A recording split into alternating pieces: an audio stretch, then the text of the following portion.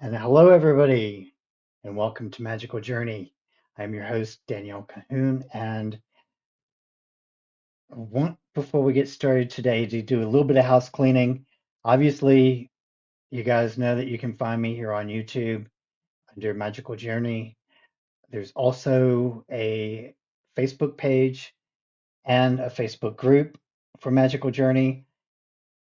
You can find me there and find all your updates on current things that are happening and future plans for the project.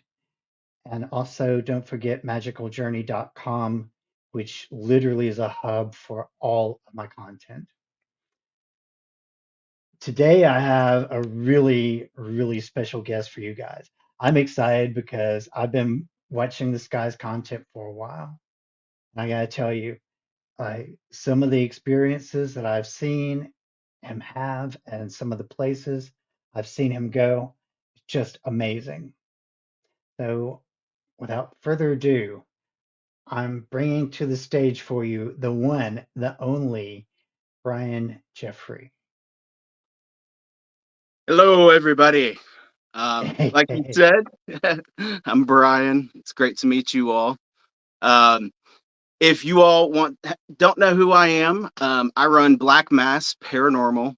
It's mainly on YouTube, but I am starting to branch off and get with the times and get on TikTok. It's Black Mass Paranormal there. On Instagram, it's Black Mass P. And I've got a Facebook group, but I'll be honest, I'm not too great at Facebook and I'm not on it all very a lot. I'm not on it very much. So if you all want to follow me, definitely come to my YouTube channel. The best way to contact me is through my email, which is on my YouTube channel, or it's Black Mass Paranormal 00 at gmail.com.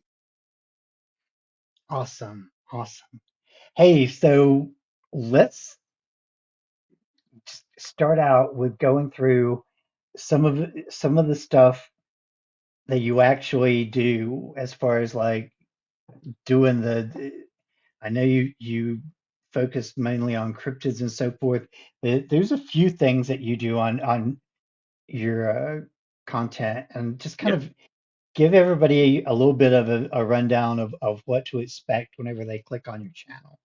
Well, what to expect when you click on my channel? It's gonna be something probably pretty weird. I definitely am really into cryptids. I love ghost hunting. I love researching and talking about potential conspiracies. I am a huge history nerd. I love history. I love world history.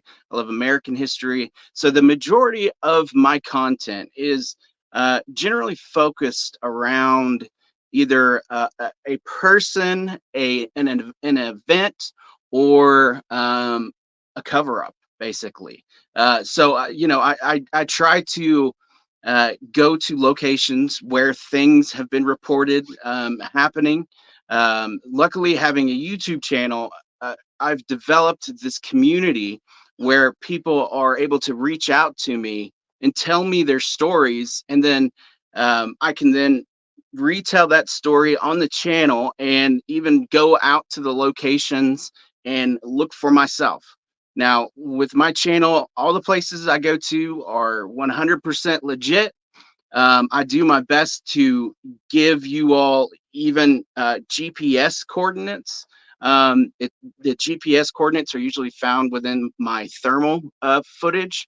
So it will show you exactly where I am. That way, if you want to go on Google Earth and check out the place, or you want to go out there yourself, and you can. So I'm really big on that, and giving people the opportunity to go on an adventure. Yes, I love the paranormal, and I love exploring, but I want to give people like the inspiration and the drive to go out to one of these locations, or even just get up and go out to the park. It's that's what my whole goal is to try to motivate people to get out there and explore. And you do a really good job of it. Like every time I see your Thank you. videos, I can't tell whether I'm looking for a creature, if I'm getting caught up in the areas that you go to, because it's all amazing. It's all amazing. For sure. So what are I know that you've touched on what I call the big three of the mountain, Smoky Mountain area, Mhm. as far as the cryptids go. But what are some of the cryptids that you've seen and been able to document out in the mountain areas there? So, the process of getting footage of one of these cryptids can be very daunting and a lot of times confusing. We kind of live in a time with the internet, we're able to get footage out relatively quickly, and everybody wants to capture a Bigfoot on camera. Everybody wants to capture a ghost on camera, and um, there are a lot of times where these images become um, kind of pixelated. So the when I go out to these locations, I try my best to keep an open mind because we don't know exactly what we're dealing with. We I get reports of Bigfoot. I get reports of Dogman. I get reports of Mothman, of feral people. For me, it's more important to document the surrounding evidence, such as like footprints or hairs or um, stuff like that that will really drive that story home. To know what you're going for, what you're looking at. So I have actually, you know, it can. I haven't captured a whole lot of footage of Bigfoot or of feral people. A lot of it comes down to finding footprints that are in the area. I do. I have captured it on camera. Um,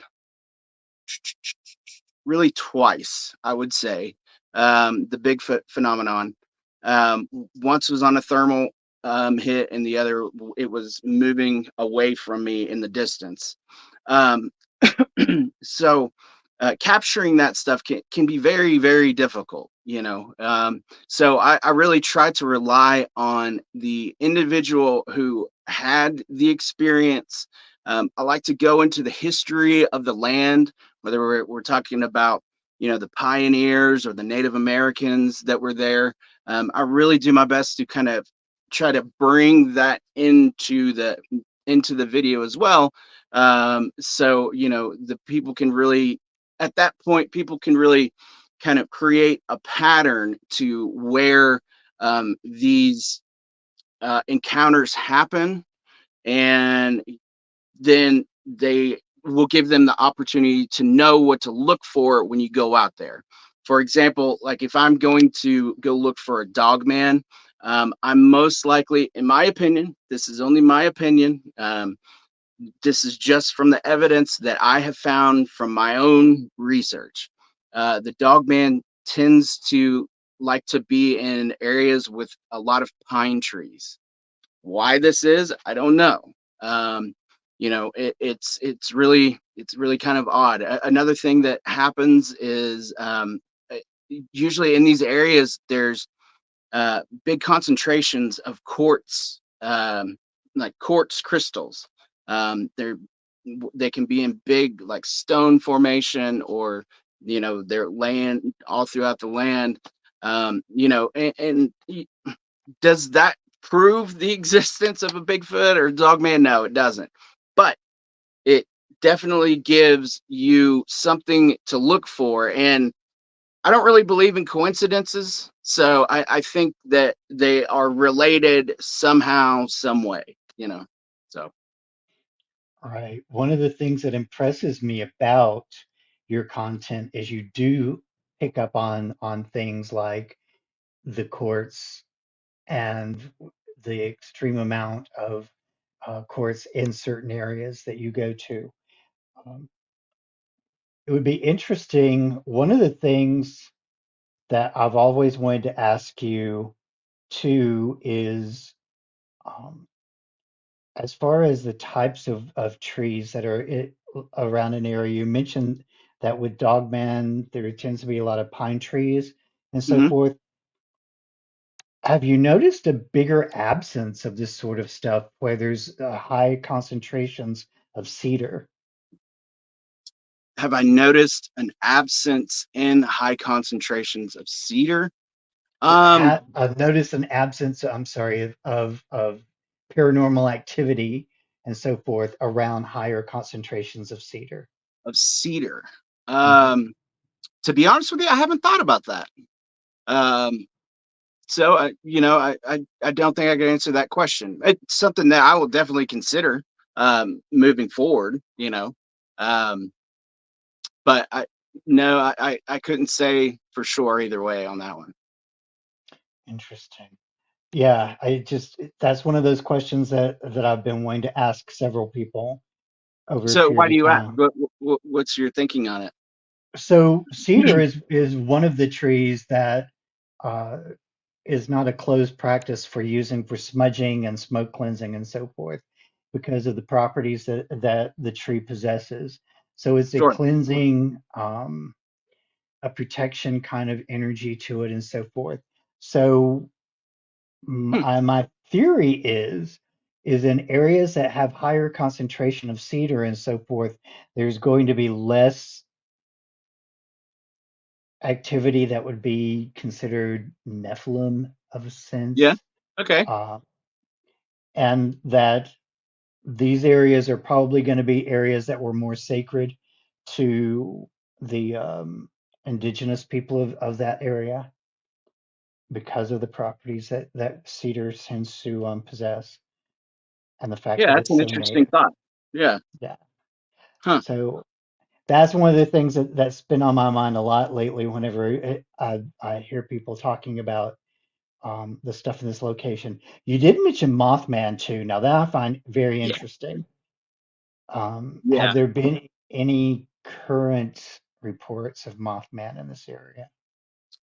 In East Tennessee, yes, actually, I would say over the past 2 years, I've received two reports. One happened in an area called Chuck Swan, which is a state park area, and then the other one was reported out near Oak Ridge.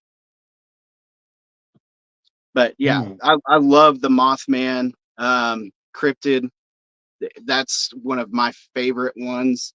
I went to Point Pleasant to investigate, and man, if you have a chance to go to Point Pleasant, like you Yeah. have to go.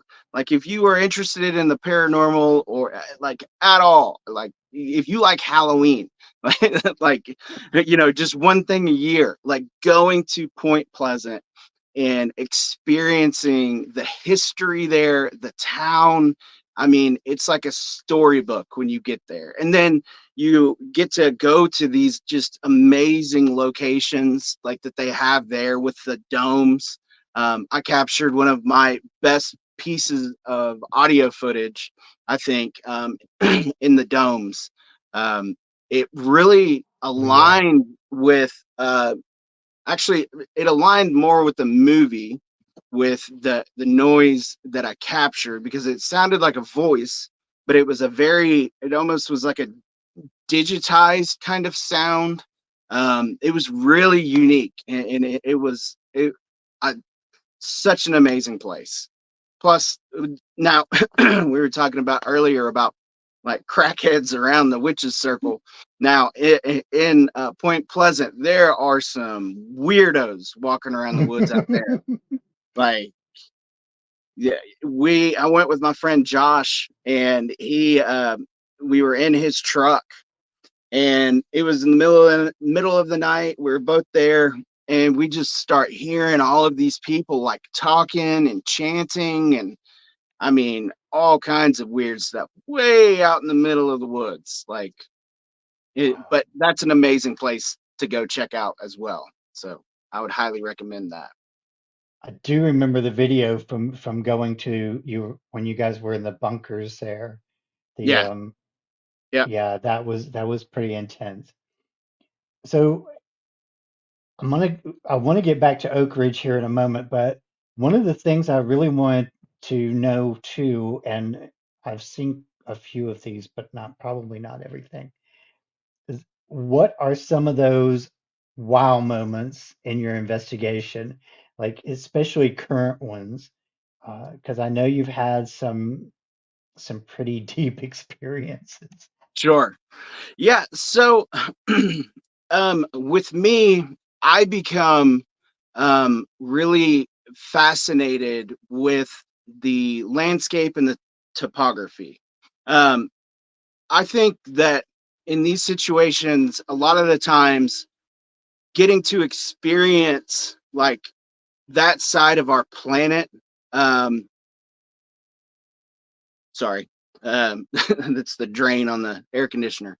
Um, Getting to go out on these adventures and getting to experience these parts. What is going on? Sorry, my studio's I'm going crazy. actually I'm actually not hearing it, so that's good. Oh, you're not hearing it. Okay, good. Uh, so backtrack. Okay, so like one of the most every time I go out to one of these locations, and this is really people a lot of times ask me how I do what I do when I'm alone.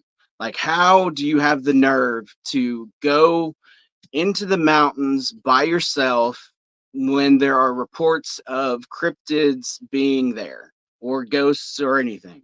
So part of the things that I think about and that drives me is that I always get to experience an amazing part of nature. So, whether it be getting to the edge of the cliff and being able to look out, or finding like a quarry that not many people know about, there is lots of experiences like that that really just kind of allows me to settle down and enjoy the situation. Um, but then you get into an area when you, and it's really difficult not to become startled, and it's really difficult not to like want to run away because you go out there to these locations, knowing that either something happened majorly to somebody else, like meaning they saw something, or a lot of the places that I go to, people vanish. Like they vanish from the face of the earth with no explanation whatsoever. So when you get out there and you're looking at stuff in the woods, and you're looking for movement, the like slightest little movement will really just kind of set your nerves on end, and it's creates this just adrenaline boost that is really fascinating. So during those times, I when I experience these wow moments of the result of something possibly paranormal happening, I do my best to try to calm myself down in that moment and think rationally, because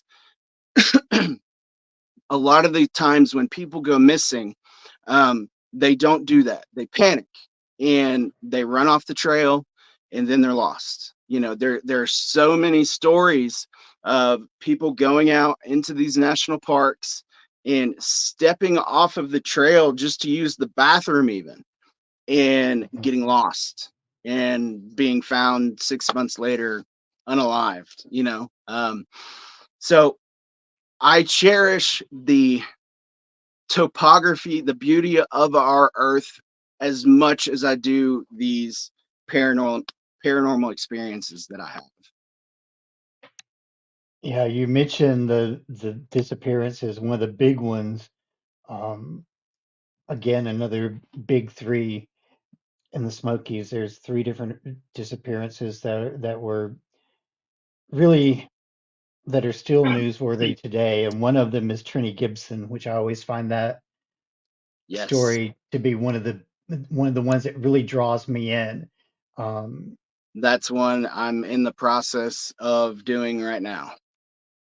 yeah, there's a lady in Canada who's done quite a bit of research. She was actually in contact with Trini's family for a long period of time, and did quite a bit of research. She's been on some podcast talking about that case, and it's a very interesting case, and it's one that is still there are twists and turns that happen even today, and that Yeah, happened in what, like 1976 or so, somewhere in there. yeah, I think so.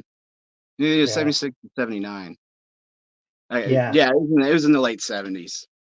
Yeah. yeah. It was somewhere in there, and it was that story just is one that always gets my like that's my squirrel Oh when yeah. it happens. It's like I Yeah. always like get right to it. Yeah, she went to well, my father-in-law, he went to that high school, Bearden High School, and Oh they are wow, the kind of rivals of the high school I graduated from.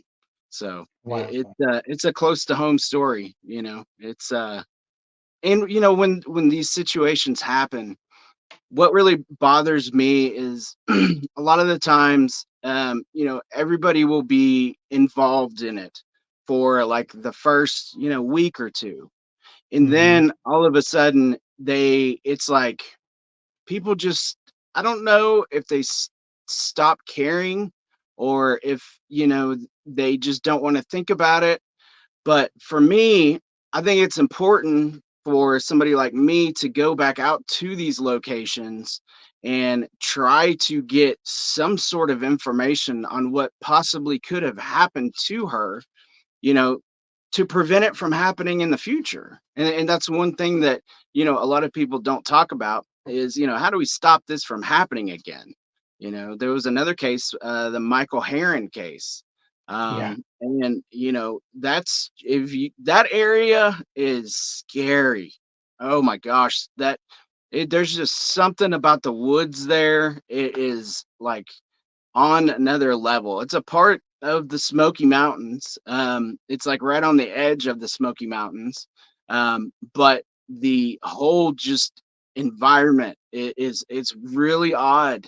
And I'm not one of those investigators that say that I'm like an empath or that I can speak to the dead through through my mind or anything like that. I can't mind speak. I can't do any of that stuff. But I'm very I pay very close attention to the environment around me, and it puts you on edge as soon as you get there. Like as soon as you get there. Like my Is that wife, I took her up there just to kind of look around, and like as soon as we got there, she talked about just the kind of uneasy feeling from the place. yeah? It's odd.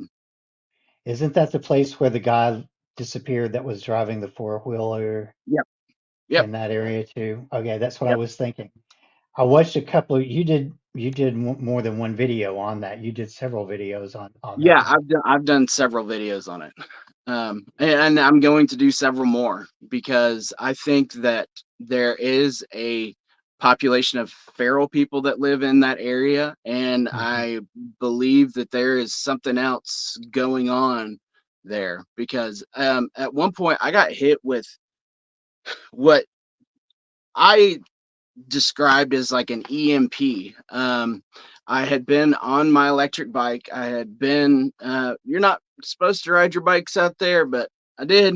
I had gone several miles into the woods. I had stopped for a minute. I think I was getting some water, and I all of a sudden experienced like this real high pitched sound, and then all of my electronic equipment went out, like all of it, not battery dead, but just turned off. I couldn't figure out what was going on. Like my GPS system that I carry, it went out.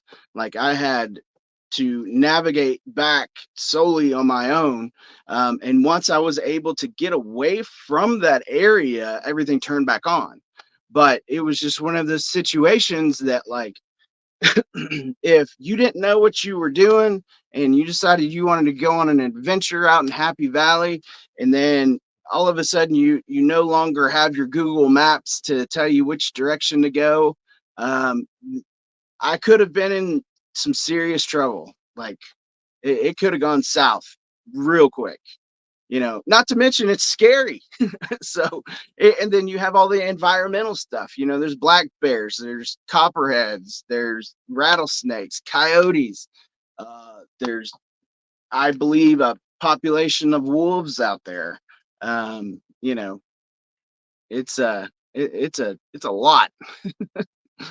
Look, I've seen wild dogs like as far into the city as the when you get off the highway there going um, in Knoxville, that Mhm. area that they're doing all the road work on this year, right there where they've got all those fences up and everything going toward Alcola, like all Yep. those chain link along the road there. I Yep. saw a freaking wild dog, big wild dog, walk across or run across that highway one night, and it stood there at the side of the road, looking at me while I drove by. Freaked me Oh out. yeah. Yep. I think that, and I have them captured. I have them on trail cam. I had a biologist look at him who specializes in wolves. I had him look at the video, and I've submitted it to the state. But I believe that there's a concentration of something called a coy wolf. I'm not Yes. sure if you know what those are, but it's a crossbreed between the coyote and a gray wolf. And these things are huge. Like, well, I mean, I guess they're not that huge, but comparison to what, you know a canine that we have around here, they're like, they're massive and they're scary looking. So yeah. Yeah, definitely.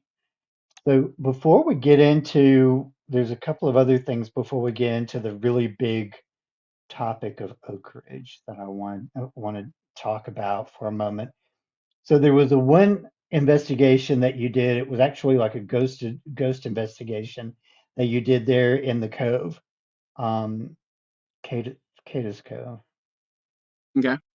and like I remember, like honestly, that totally freaked me out because that's one of my favorite places to go to there Yeah. in the area, and um like I've been at the one building, was it the church or the schoolhouse The where show. you had the thing running across the floor at you. Yeah. Yeah. I've I've gotten some crazy energy vibes from those buildings before. Oh yeah. But Oh, I've captured some of my best evidence up in Kate's Cove. Kate's Cove is just, it's next level, and it's amazing that there aren't more reports. Um, you know, I know a lot of people go there during the day, and they don't really experience it at night. Most people don't even know that you can go through Kate's Cove at night. But when you go there at nighttime, holy cow, it's a totally different vibe. Totally different vibe. And then you've got other places, the Walker Schoolhouse out there. I'm not sure if you've seen those videos or been out there. Um, there the amount of, I would say, I would call it spiritual, like ghost activity that happens in that area. There's a lot of people that record some wild stuff there. And then going out in Cade's Cove on in that church area, I mean, it's like the wilderness just comes alive. mhm. There's just so much that you can experience there. It's just unreal. But that's kind of one of those situations that a lot of my theories on the paranormal, um,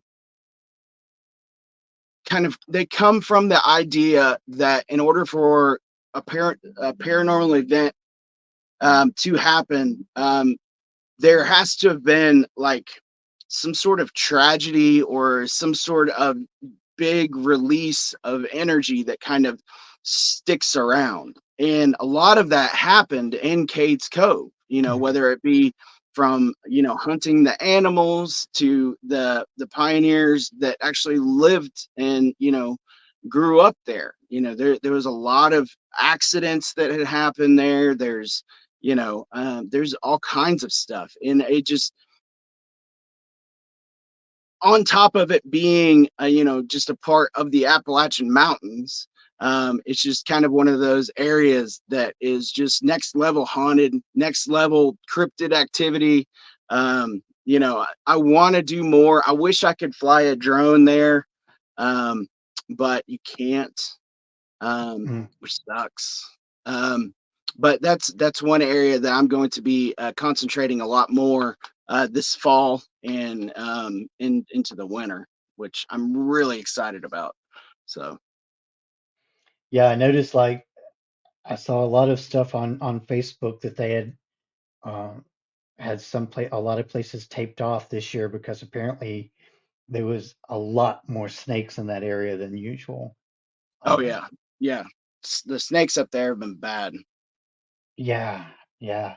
That whole area to me is just it that and Elkmont. Elkmont is another area that, and I imagine now that they're doing a lot of the reconstruction of the buildings up there, Elkmont is probably off the charts Oh with yeah, energy.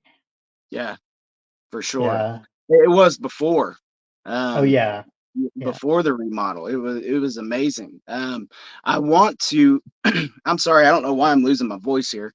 Um, I want what I'm trying to plan to do is to get the park to allow me to rent out the campsite over there at Elkmont and have everybody up, that's interested in the paranormal, and go out and do some investigating, and just have a good time. That's my idea of something that I would love to do for my subscribers. So that's something that's in the works right now. It's kind of That would, hard to get the park to agree to something like that, though. So yeah, yeah, I could see that being a thing with yeah, them, especially because there's so that's one of their big areas. That's one of the areas where people like to go to yeah, and try to um, try to hang out. There's a lot to see. There's a lot more to see there than it really looks like at first. Um, the other area that always, and I always feel like something's watching me the whole time, every time I go there, but I always wind up going there. Like I've been there, gosh, I don't know how many times. The old mill going toward Townsend oh on the yeah, on the other side of the grist mill there, on the yep. other side of the mountain. Every time I go there, I feel like I'm being watched the whole time I'm there. It's weird, isn't it? Yeah, yeah. It's I like, like. I would love to know what triggers that in us because you're not the only one that mhm, experiences that. I know exactly the feeling that you're talking about. It just feels like somebody's watching you, and you don't know where, you don't know why. There's no like outstanding threat or anything. It's just you feel like you're not alone and there's something, right there with you. Um, but again, it's one of those locations, that was historically extremely important. There was a lot of people that came through there, um, and it just adds on, there very well could have been several tragedies that had happened there that, are kind of stuck.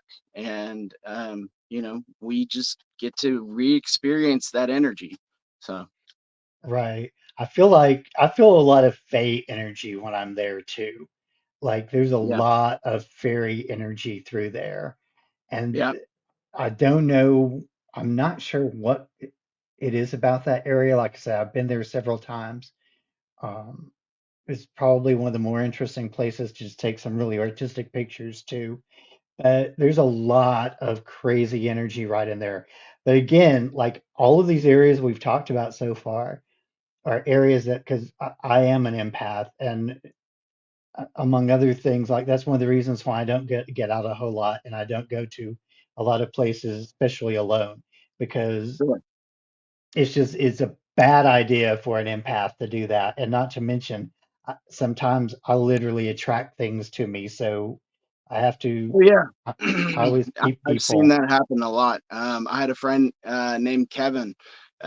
He's an empath, and Mhm. a lot of the times that we would go out, he I would end up coming home with an attachment when because I went out with him. Yep. Whether it was his connection and or what, like it's just one of those things that I don't know. So I I had to come up with this whole process that I do when I come back from investigations. Not to be bringing that stuff into my house. Because at one point, me and him, we were investigating this place called the Candy Factory. It was an old. At one point, it was a candy factory, but it was in East Tennessee during the slave time. And during um, that investigation, I had come across what I thought that we were interacting with was a little boy.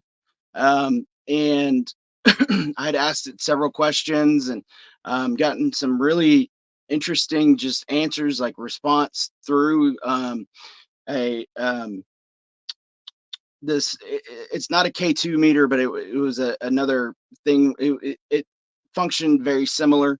Um, and then that night, I had come home and I was laying in bed asleep. And to this day, I don't know if I was dreaming or not, but I had this experience where next to my bed, there was this little boy that was talking to me. He Mhm. was looking at me and his mouth was moving, but I couldn't understand what he was saying.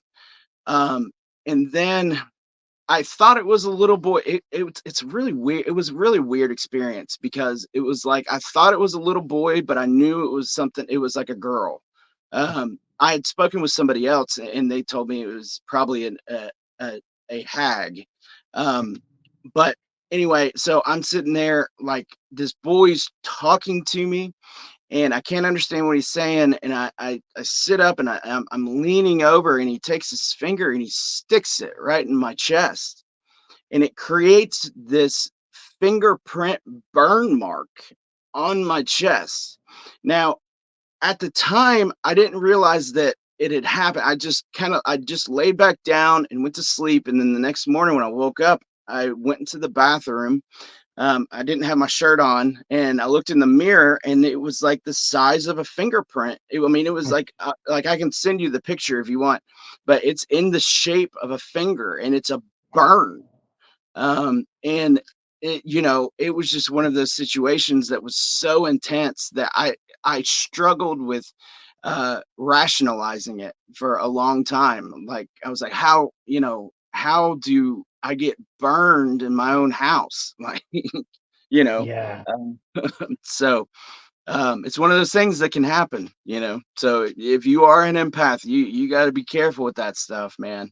Like I'm Oh, telling yeah. you, like even at the very least of it,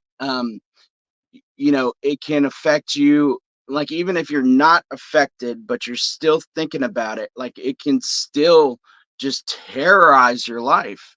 Mhm. I know a couple people that have come to me saying, that they had gone on this investigation and, they felt like something had followed them home and they were terrified to go to sleep. They're terrified to turn the lights off because they thought they had brought this, being home Mm. with them. And, it's Yeah. one of those, it was just, it's one of those things that it's amazing to me, the psychology behind it. At the very, very least, assume that that didn't happen. Assume that they did not bring anything home with them. The human's ability to create that in their head is just like to the point where you can't sleep for days and you're not eating, and it's just it's fascinating to me. So Right. Right. yeah. Yeah, it can really mess with you. I have to be careful when I go anywhere in East Tennessee because there and in the city of Nashville both. Oh So yeah.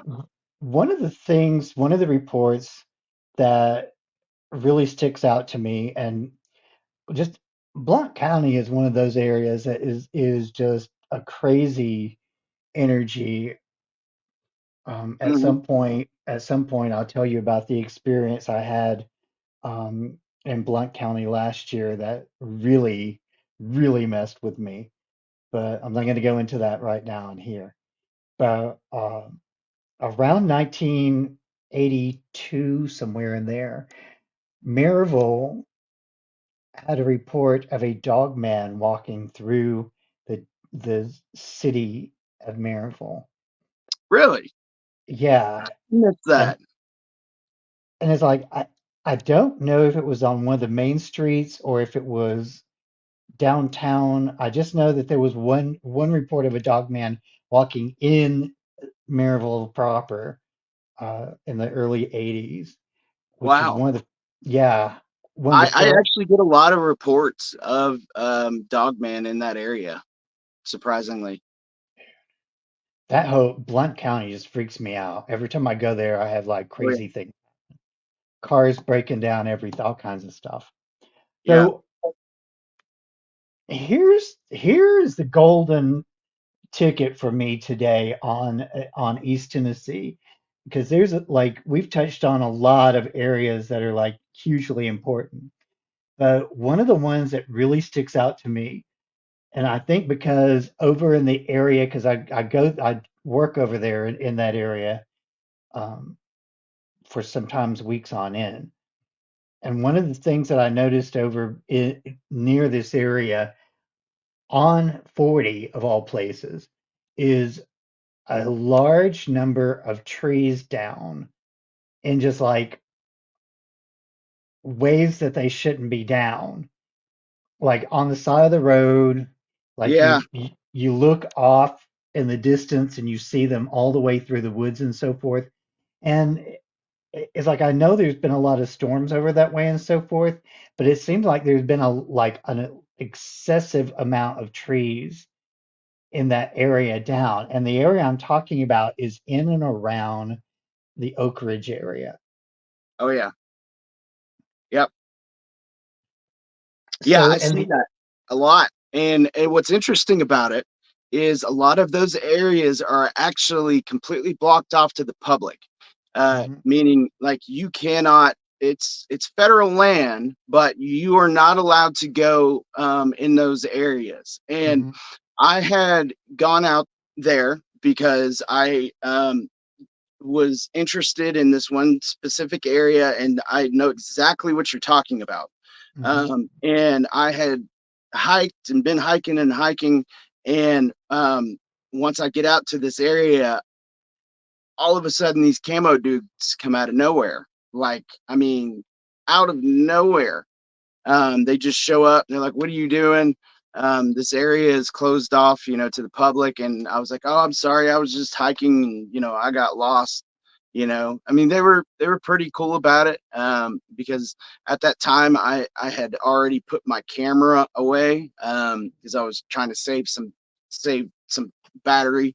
Um, so I didn't actually get to document that experience. I mean, it wasn't anything major. It was just these guys just came out of nowhere, dressed, in, basically military fatigues, telling me that I'm not allowed to be in this area, that I wasn't close to Oak Ridge, or I wasn't close to Y12, not Oak Ridge. Um, but yeah, that's a phenomenon that I've noticed too as well. It's really interesting, and it really makes me think about my like first UFO experience. When I was a kid, my brother, um, we lived um, we lived up. It's on the Loudoun County line, um, but behind our house, golly, my voice is going. It was nothing but woods and farmland. So my brother, in the middle of the night, he starts just screaming his just head off, just screaming. and he's my older brother. So I jump up, and he's looking outside, and he's pointing out the window, and I look outside, and I see this craft, this just massive um, craft that had these kind of red lights on it, just hovering over the wood line. It wasn't making a sound. By that time, my mom had come in the room. She saw it, and then it was just like that. The craft was gone, and there are a lot of reports of UFO and UAP activities around the Y12 area and the surrounding counties. Um, Really, from where we lived, it was only like probably a 15-minute drive to Oak Ridge. So, it was not far at all. Not to mention uh, the physicist who came out a couple years ago that was talking about opening up a portal.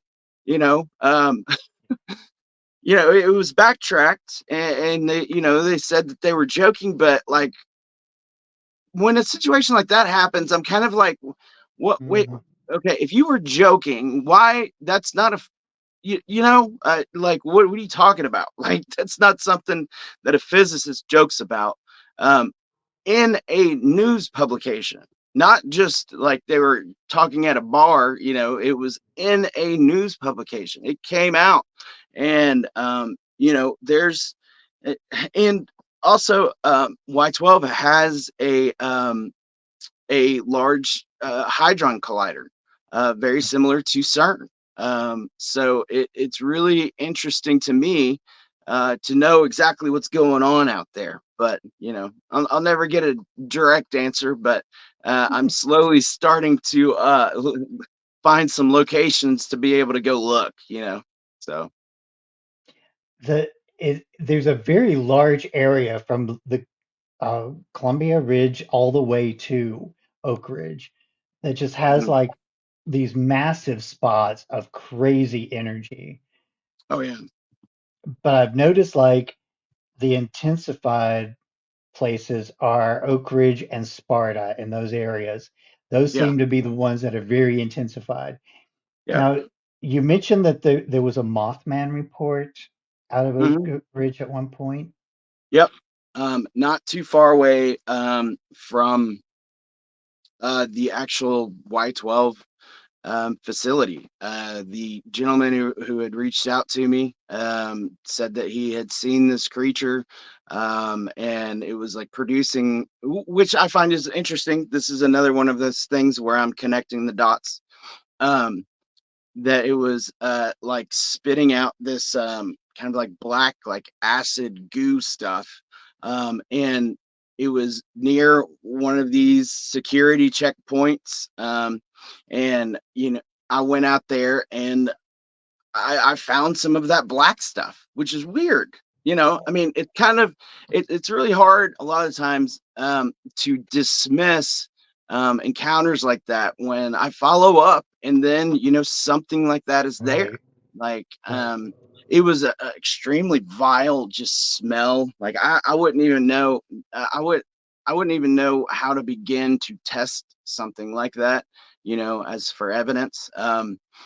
It was I had a I before I had found it, I had actually already started like coughing and like couldn't breathe just because of the odor of it was so strong, and it was just this black kind of it was very fluid. Like it wasn't like Play-Doh or anything like that, but it was very liquidy. So yeah, and in that same time, this guy is talking about, seeing this creature. It's hard for me to dismiss a lot of this stuff because I mean, I do get a lot of stories that I have to vet, and I have to really pay attention to before I put them out there. But, when you have something like this, and here is a physicist talking about opening in a portal, then a year or two later, here's reports of the sightings of this creature, and it just kind of it kind of all goes together. So, yeah, it's hard to get off the trail once you experience something like that, you know? Yeah, and Oak Ridge has, like I said, it's got its own vibe. I don't even know how to describe it.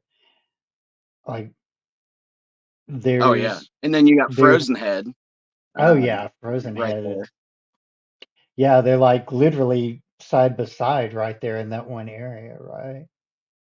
And Oh yeah. that's what Yep. that's yeah.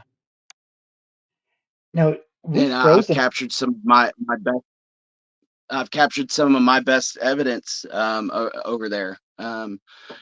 When me and John were John Turner from Exploration Unknown, we were investigating the Brushy Mountain State Penitentiary, and I was outside. I was standing outside of High Max. Um, I was actually getting ready to put in some dip, and so you can. But I'd left my camera rolling, so you can hear me like kind of digging through my pockets. But then you hear this just sound that sounds like it comes from a just a complete another dimension happen, and it was the loudest sound I've ever heard. It was so loud, as a matter of fact, the people that were in the administration building of Brushy Mountain, um, all the way at the front of the building, the administration part of it is just solid concrete. So, there's really no sound that can get into that area. They heard it. Um, wow, and that coincides with reports of cows being mutilated in the area. There's all kinds of wild sightings that happen there. Um, and for me to be able to capture something like that on camera, even though I wish the footage was better, but at the same time, it is what it is. I captured it; it just wasn't framed perfectly, and I wish wouldn't have been, rummaging through my pockets. But yeah, that was another experience that was just absolutely wild. And in that same time frame, um, Jamie, the individual who runs it, had talked about a couple of people that were in town having experiences with what they thought could have been a large black cat um, that was killing animals there. So, wow. um, I don't know if what I caught. I don't think it was any type of cat like creature. I think it was something else, but man, talk about scary. That it could be it, and then then having to go and continue investigating when when you experience something like that can be extremely difficult to do. So Oh yeah. yeah, yeah. I've noticed like every time I drive past Frozen Head, like when you like usually whenever I go to Knoxville, I stay there in Farragut. But so I'm driving for a little bit before I get that way. So usually I'm starting to like, get into the zone of driving and not really like too conscious of the area. And every time I get to Oak Ridge and Frozen Head, my attention is drawn to it right away. I'm like, Oh okay, yeah. I know where I'm at. Yeah. It's like you don't really pay attention to Harriman so much in those areas. Although Harriman is a very interesting area too, because there's a lot of witches over there in that area. Oh yeah. Harriman's awesome. I've done some investigations over there. Uh, I've got a ton of game cam footage that I've got to get through from Harriman. I was able to go investigate the hospital there. Hmm. That was a scary experience. It was one of the few times that I captured, or I didn't capture it on camera, I don't think, or maybe I did. Anyway, but I experienced a black mass, one of those shadow figures. It was standing right in the hallway. I wasn't the only one that saw it. There was another girl that was there that she saw it too. She totally panicked. I think she left. Yeah, I think she left. It just scares her so bad because that's another thing that a lot of people don't think about. They ask me, what's the scariest moment that you've experienced, and it's really kind of hard to answer that because for me, a scary experience would be like I almost fell off of a cliff, or something like that. Right. But when you're doing this type of work and you experience, a black mass like shadow figure like that, it's disturbing because it makes you bring in question of your understanding of reality. It's really disturbing, and when you experience something like that, or you experience as screams, or anything like that, it can really kind of wear on your worldview. It kind of puts everything into perspective, at that point. It's I don't know, it's hard to explain, but yeah, Harriman was a really cool location to go to too. So, Yeah, it's like that whole little section through there is just kind of, I don't even know what to call it. It's just like one giant mass of energy through that whole yeah, area is the yeah, only way I can describe it. It's very yeah. dense through there. Well, the Like Native it, Americans were very active throughout all of these locations. So mhm, their connections to, the earth is something that um, we today just could never understand. We couldn't even begin to make a connection the way that the Native Americans did. And that's another thing that I try to focus on in my research is bringing up, that connection and how we've lost that connection to ourselves and to nature. That respect. And I really want to have a lot of these places protected, because right now East Tennessee is just being developed left and right. They don't like it's gotten so bad, like so bad. They don't care the mm-mm. historical significance Yep. is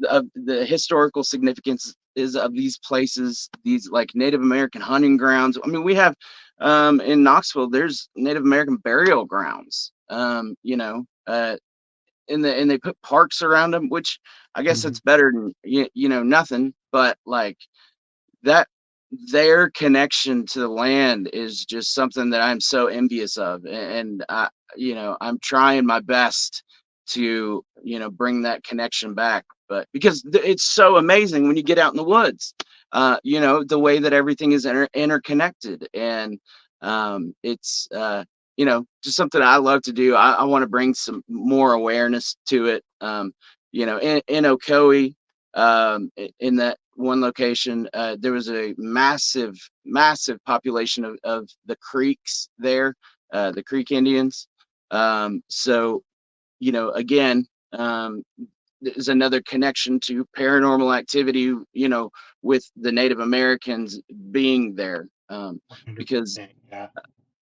the Native American hauntings, they scare the Jesus out of me, man. Like, holy crap. Like, it's one thing to go into a house, where they say a witch was, or, somebody's grandmother, and, you experience, a little bit of, maybe whispering or knocking on the walls. You go into a place where there's been Native American activity. Holy Mhm. crap. It is just totally different, and Very it's different. so scary. Like, oh, one time I was out in this area, this guy had purchased this house, and his plan was to log a bunch of the wilderness around his house, cut down all the trees. Come to find out, it was sacred Native American hunting grounds, and there was, I think he said that there was a burial mound in that area where he was cutting down the trees. And then all of a sudden, all of this just absolute chaos breaks out. and this guy is just being absolutely tormented. I go out there, I'm out in the woods, and I start hearing like drum beats and it coming from nowhere, and then all of a sudden it sounds like there's like 1,000 cats just like fighting and making all kinds of noise, and you start hearing this like wood, this metal like rattling, like it's so much. It is so much to experience. And if you were an empath, I would strongly avoid it. If I were you, I'd strongly avoid getting involved in a Native American haunting, man. It's yeah, that they'll bring you to your knees. Oh yeah. Yeah, they can be pretty dramatic, at Yeah. least, to say the least. One of the things that's very interesting about this area, all of Appalachia and through Appalachia going up to um, the whole East Coast, is that originally, when all the continents were together, when all the land was one big mass in Tanzania, the areas that we live in now was actually connected with the um, the Celtic areas. Hmm. So all of the land, the mountain ranges that are over in England and Scotland and Ireland and those areas are the same as the ones here Oh and yeah. just as old. So Yeah. going back even farther in time, there's some connection there with energies and things that just, yeah, it's mind blowing. Uh, I I've picked up a lot of similarity between some of the energy in the Celtic mountain ranges and here before. Um, One of the things that I really want to uh, touch on before we sort of wrap it up is the idea of the you were talking about sounds and so forth. I think one of the most dramatic pieces of footage that I've seen yet, and I want to touch on the idea of the feral people really quickly, um, is the footage of you just kind of minding your own business. You were going through the deep areas there, Hmm. and then you had this thing happen. Hmm. Tell us about this thing. Yeah, so I was just heading down the trail. I had kind of forgotten. I don't really know why I stopped. I will oftentimes stop if I just have this feeling, that feeling of being watched. A lot of times I will stop, or I think I might have seen that footprint. I can't remember, but I Huh. find a bare human footprint.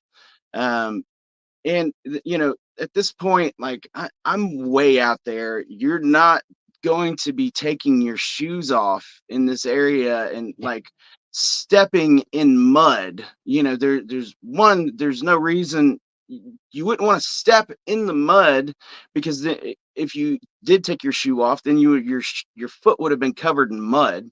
It just didn't make sense. And I wanted to run a couple tests. I had broken out, a couple pieces of equipment, and was just s- kind of looking around, trying to see if I could notice anything, and find maybe the path that the footprint that I saw was traveling. I was trying to figure that out, and then all of a sudden I hear just this.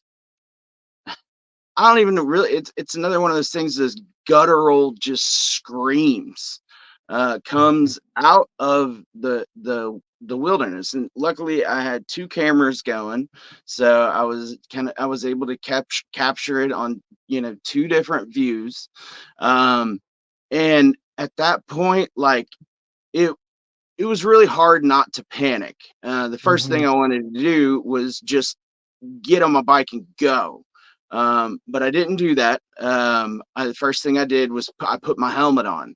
Um, I caught a lot of flack for that, because people people were like, I wouldn't have been waiting to put a helmet on, for bike safety. And I wasn't putting my helmet on for bike safety. I was putting it on because I thought I was about to be in a fight. Like, I Mm, thought something at any second was going to be coming, jumping out of the wood line and attacking me. So that's yeah. why I was like, okay, I got to get my helmet on, because yes, I have a firearm, but you never know. And I didn't know what I was dealing with. I wasn't 100% sure it was a feral people. It was feral people. And that's another thing that I try to do. I try to stay open minded about it, and I try to rationalize the situation, um, based on the evidence that I've gathered within that area. I do think that that was a feral person, but I'm open minded to think it wasn't. It could have been somebody messing with me. I don't know why you would do that, because my firearm was very clearly displayed. So it's kind of one of those situations that I'm accepting that it possibly could have been somebody messing with me, but at the same time, that was really stupid. And I think the rationale from my side, based on the evidence that I gathered, is that it was a feral person, and that I have located an area where they are living, because there's several things to take into account also, when you're going out and looking for these cryptids. They have to have a access to clean water, from just looking at it from a biological standpoint. If they are living on this earth, now granted, they could have some sort of extra power or whatever, or but my thinking is they have to have access to water. They would have to have access to a food supply. Mm, They would have to have access to shelter. So, and part of my research, I believe that the feral people have dug tunnels throughout the mountains of Tennessee. The I think couple years ago, there was a family that had gone up towards Porter's Creek, and it's just on the other side of Cades Cove, essentially. Uh, and this one of their sons moved a rock, and then they find this tunnel system that is actually goes over. They've been able to map out over 5 miles of a tunnel wow. system that goes underground. And when you put that in perspective of the Smoky Mountains, if you were to be traveling underground, you could get to all kinds of different areas, in no time. They tried to say that it was created by moonshiners. I'm not 100% sure that I agree with that, because one, they found no artifacts that were suggest that they were moonshiners, using these tunnels. And two, growing up in East Tennessee, I know a lot about the moonshining culture. They did use tunnel systems in some cases, but I don't think that they would map out over 5 miles of tunnel system that don't really go anywhere. It wasn't like the tunnel systems went into town; they went deeper into the wilderness. So yeah. So while I Yeah. was That's out there, pretty. and all my check marks, all my boxes have been checked. They have a tunnel system, they have food, water, shelter, they have all of that stuff. And then on top of it, you put on disappearances. Michael Heron, he vanished from that area, and Dennis Martin vanished from that area. Not in the same exact location, but relatively close enough that these attacks could have happened as a result of a tunnel system. So yeah, that's kind of where I'm at. I'm still digging into the research on it. I haven't been back there since that scream. I haven't been to that side. I've been out investigating um, in the area, but I haven't been back to where that scream happened. It was kind of one of the, it's one of those shocking things, disturbing things that makes you question, getting back out there. So, but I'm Yeah. working on it. I had gone out and I'd found another area, and I had some wild um, technical difficulties with my cameras. I lost two cameras while I was Mhm. out filming. Not like lost in the woods; they just stopped working. Couldn't get them to turn back on. There was the footage was wiped. It was basically like they went through a huge magnet or something. So, yeah, Whoa. Yeah. yeah, Yeah. That whole I just I live an hour away from the Cumberland Ridge, and it's just like everything going in that direction, going from going toward Sparta and so forth from here, and then yeah. going back toward 40 is just insane, insane all the way around. So before we wrap it up, I want you to um, one more time let everybody know about where they can find your content and how they can get in touch with you if they have an experience they want to share. Yeah. All right, guys. Like I said, my name is Brian Jeffrey. I run Black Mass Paranormal. You can find me mainly on YouTube, is where I post the most. I'm also on TikTok and Instagram and a little bit on Facebook. If you have a story that you want to share with me that I might feature on my channel as a paranormal journals episode, you can email it to me at you can email it to me at blackmassparanormal00 at gmail.com. Awesome. If you'll hang out for just a moment, I'll be back with you uh, as I close out this episode, and All right, we'll touch base before we leave for the day. cool. All right, and there you have it, ladies and gentlemen. I told you, never a dull moment, never a dull moment. Make sure you go over and check out Brian's stuff, his videos are not only just like it's not just about the paranormal. It's like there's some amazing footage all throughout of the area, and it'll give you a really great view of some places in the area that most people don't get to see. So it's kind of a double positive there, a win-win to go and check out his stuff. Anyway, I appreciate you guys, and I love you, and as always, may your journey always be magical.